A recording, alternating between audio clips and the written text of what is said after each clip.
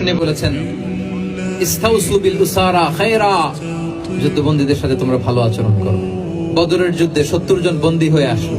বিষ্ণুনবী 70 জনকে সাহাবাদের মধ্যে ভাগ করে দিলেন, বললেন তোমরা খারাপটা খাবে, বন্দীদেরকে ভালোটা খাওয়াবে। কি নমুনা স্থাপন করেছে ইসলাম।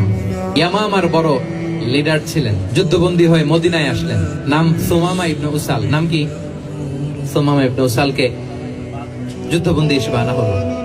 তাকে মসজিদে নববীর পিলারের সাথে রশি দিয়ে বাঁধা হলো। বিষ্ণু বললেন, সুমামা কি অবস্থা তোমার? কি অবস্থা তোমার? কেমন লাগে? তোমার সাথে কেমন আচরণ করা হবে বলো? বললেন, মুহাম্মদ তুমি চাইলে মারতেও পারো, বাঁচিয়েও রাখতে পারো। বিষ্ণু বললেন, সুমামা এ দুনিয়াটাই শেষ নয়, আখিরাতে বিশাল এক জগৎ পড়ে আছে। তুমি যদি শাহাদা বাক্য পড়ো আমাদের ভাই হয়ে যাবা, তোমার সেফটি সিকিউরিটির দায়িত্ব আমাদের, আমরা তোমরা সবাই মিলে এক। তারপর একে একে বিশ্বনবী তার সাথে ইসলামের সৌন্দর্যগুলো তুলে ধরলেন। সালাত কি, যাকাত কি, এগুলো বুঝালেন। বাড়িতে যেয়ে বললেন সবচেয়ে ভালো খাবার রান্না করো, একজনকে দিয়ে মসজিদে পাঠালেন। যুদ্ধবন্দীর সাথে কি আচরণ দেখছেন।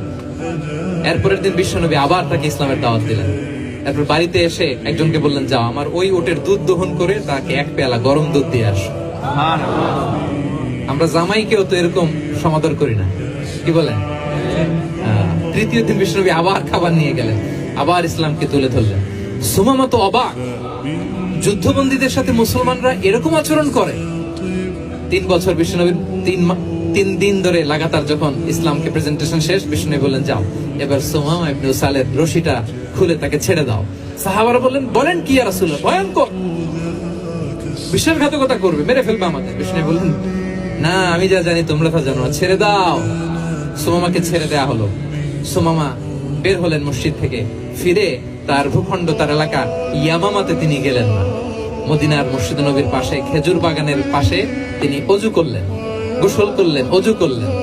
এরপর ফিরে এসে বিশ্বনবীর সামনে দাঁড়িয়ে বললেন, আশহাদু আল্লা ইলাহা ইল্লাল্লাহ ওয়া আশহাদু আন্না মুহাম্মাদান আবদুহু ওয়া রাসূলুহু।